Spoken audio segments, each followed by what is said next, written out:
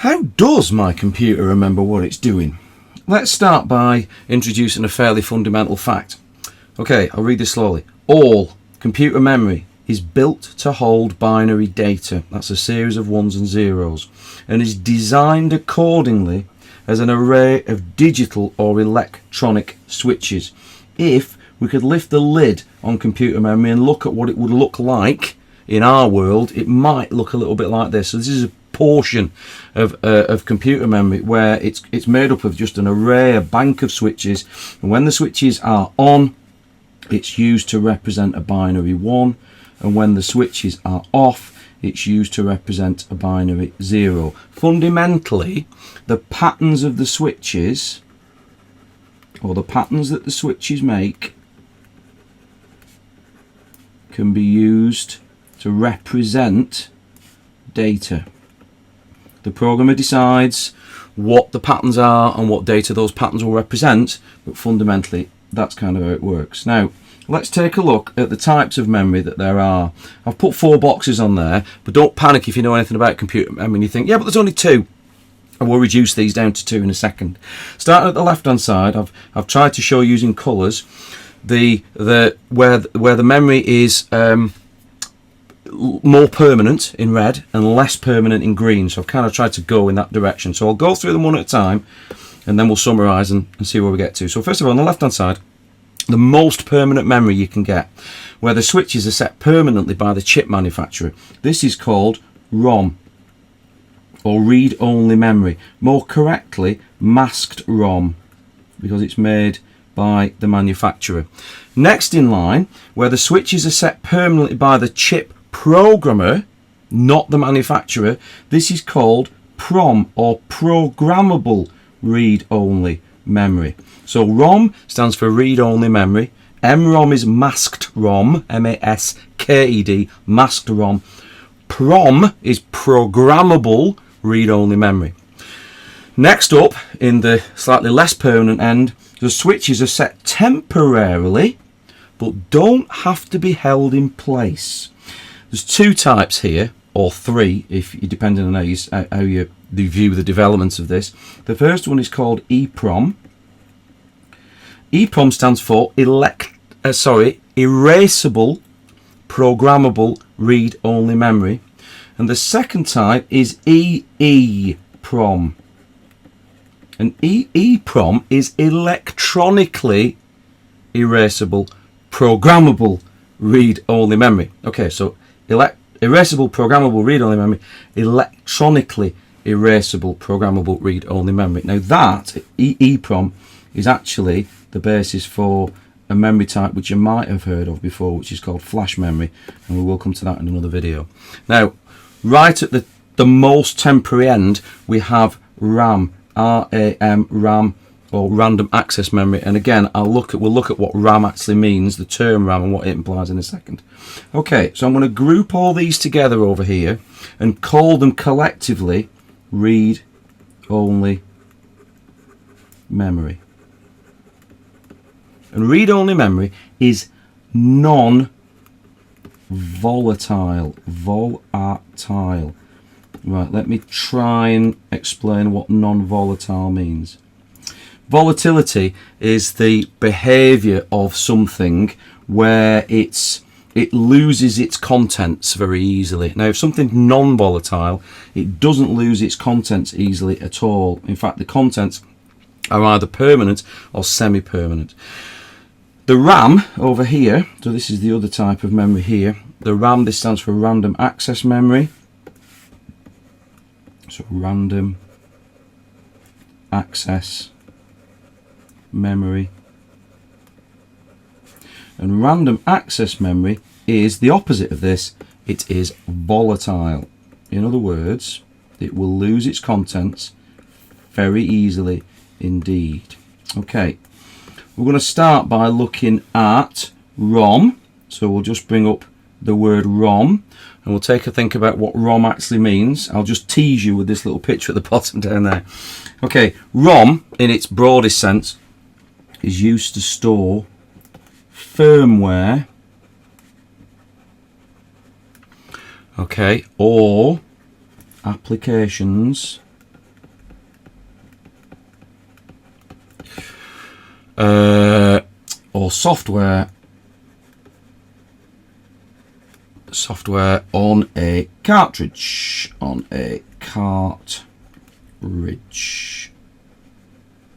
Cartridge. Okay, there's an I there. As I said before, ROM is non-volatile, so it won't lose its contents unless you force it. So it's non-volatile, which is there. Okay, it's designed to be read only. That's what the ROM, the RO bit means, read only. But, and this is where it becomes a little bit of a grey area, where it might confuse you a little bit, some ROM can be changed, but it's meant to be hard to do. So it's not easy to change ROM, but it's meant to be hard. Okay, to be, what we'll call it, so difficult, shall we?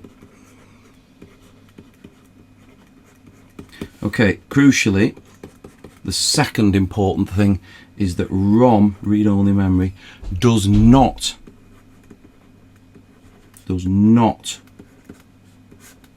need power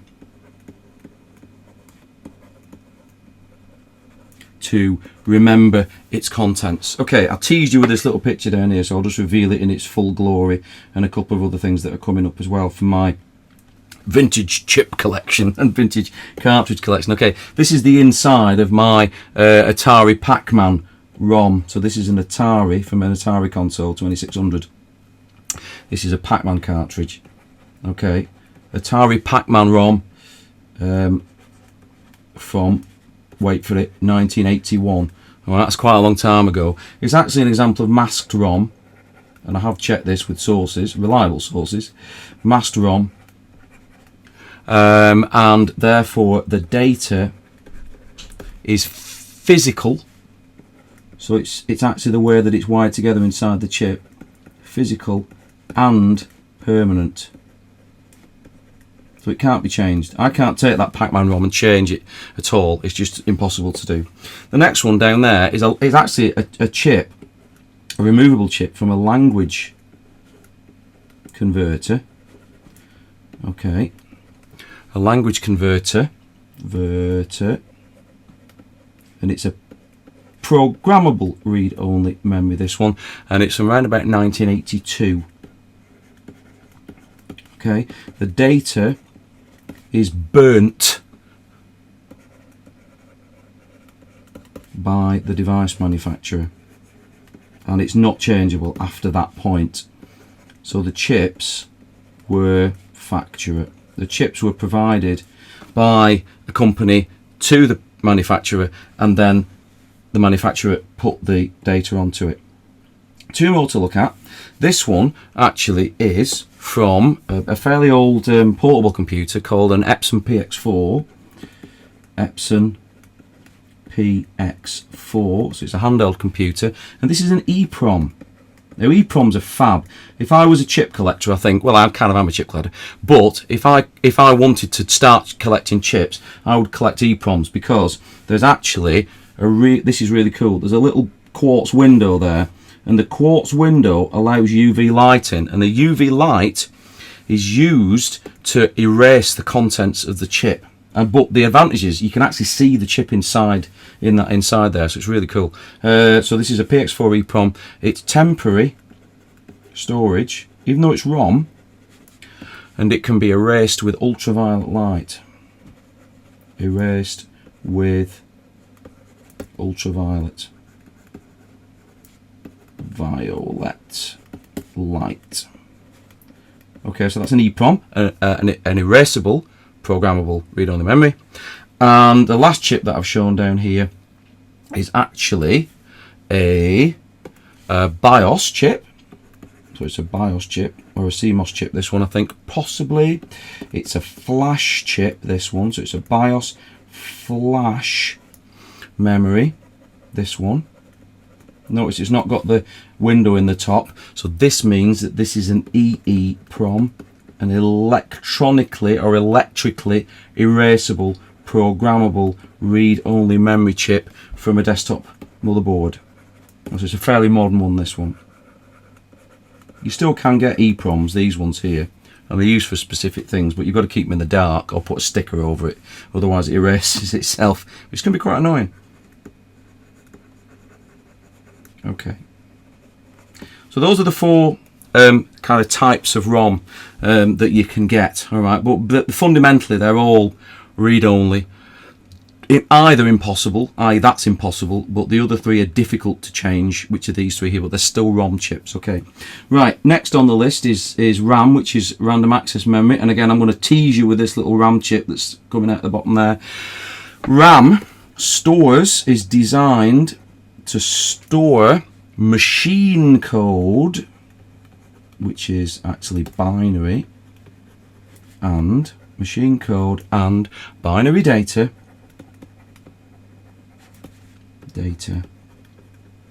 which is currently in use. So it's being used right now, currently in use. Okay, RAM is volatile. Crucial that you remember that fact. The random access bit is interesting because, again, this causes some confusion for people. The random access bit does not mean necessarily that you just dive into the ROM and just take bits out of it completely randomly.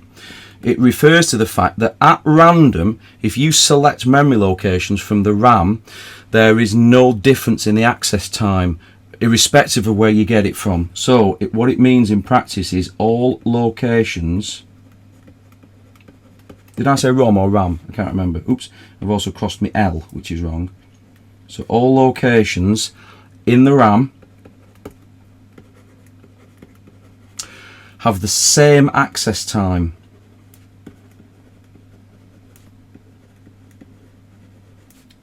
So it doesn't matter where in memory, where in the RAM the data is, you can always get at it at random with the same time, in the same time if you like. The other crucial thing is that RAM must be powered. Okay, if you take the power away from RAM, it will lose its contents. Right, there's two types of RAM I want to talk to you about, and they're here, these two little chips at the bottom. The first one is actually called static RAM. So this one here is called static RAM or SRAM. So static RAM or SRAM, okay. And static RAM is super fast, super expensive because of the way it's constructed, but it's very power efficient. Okay, so it doesn't use much power at all to keep its contents. The problem is with it is that as you get more of SRAM, it gets slower. So as the chips carry more or store more data, they get slower to access. So it becomes slower with size. This sort of RAM is used for cache memory inside the chips. Okay, so inside a processor it's used for cache memory, varying in size from around about 4 kilobytes up to probably about 40 megabytes, and that's the maximum size that you can really get on a cache chip at the moment. Okay, the other type of RAM is the one that you'll probably be more familiar with. This is actually called dynamic RAM or DRAM. So if I'll just put a little star by that and just call this one dynamic RAM. It's dynamic RAM or DRAM. And DRAM is a bit slower. It's a lot cheaper, but it's pretty power hungry because of the fact that it needs refreshing very often. So it needs a little bit more power hungry, and the biggest advantage of it is you can make it really high density. So you can pack tons of it into a really small space, and this is used for the main memory on a computer system. Okay, so the main RAM, the RAM that you fasten onto the motherboard, varies these days, probably sort of 2018, 2019, between the smallest you can get is about a gig usable, up to some servers which will take up to 5 terabytes of RAM, you know, massive amounts of RAM on there. Okay, so we've covered the two different types of computer memory. Let's try and summarize the impact that some of these things have. I'll just tick it up to there. Some of these things have on the performance of a computer system. So if I'm first of all focusing on the amount of RAM that's in my computer system, I'll work from low amounts of RAM to high amounts of RAM. Where I've got low amounts of RAM down here, I can only run a limited number of programs. Limited number of running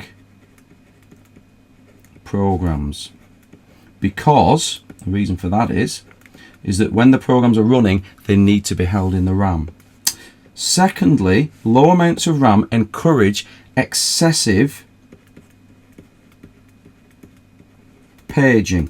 Right, don't worry too much if you've no idea what paging is. There is another video that I'm going to do. You'll be pleased to know I'm not carrying on in this one to talk about paging. There is another video I'm going to do which describes what paging is and the effect it has on computer systems. But the impact of paging is that it makes the computer run slowly. So it may be that you've got the fastest RAM that you can get, but you've only got a gig of it or something, and that's still going to make your computer run slowly. Okay, at the other end of this spectrum, if I've got high amounts of RAM, large amounts of RAM, that means the opposite to this. So I can have more programs running at once.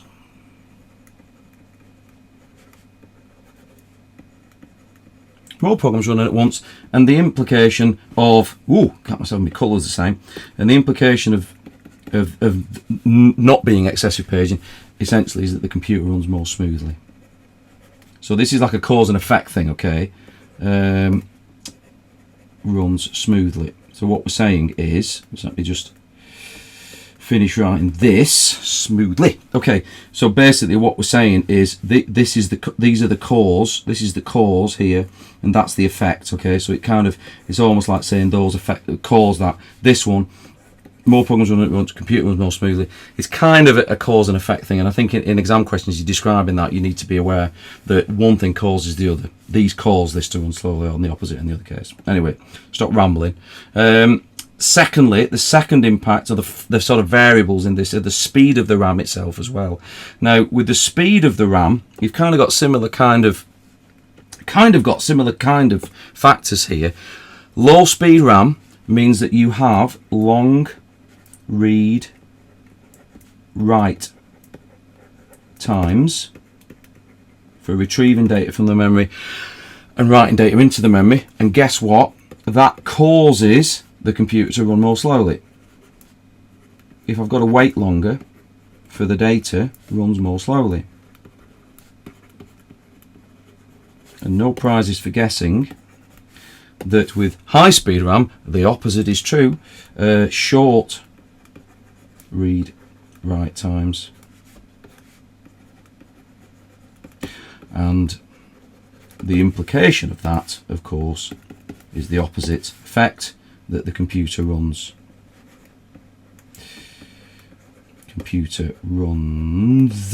more faster and more smoothly. Well, yeah, okay, that's the more smoothly bit. This is the more smoothly bit. If you've got more RAM, this is the faster bit here, if the computer runs faster, because it doesn't take as much time. Anyway, I don't digress, but nevertheless. Right, let's just check to see whether we've answered the initial question all that time ago. How does my computer remember what it's doing? Central idea here is, and I'll read this to you, is that all computer memory is designed to hold binary data. Read-only memory, or ROM, is non-volatile, so that means it doesn't lose its contents easily, and holds instructions which are needed to start up the computer. Right, that's the main thing that ROM's used for in most desktop machines. Whereas random access memory, or RAM, is volatile, so it loses its contents easily, and holds the machine code programs currently running and the binary data they are using. Done.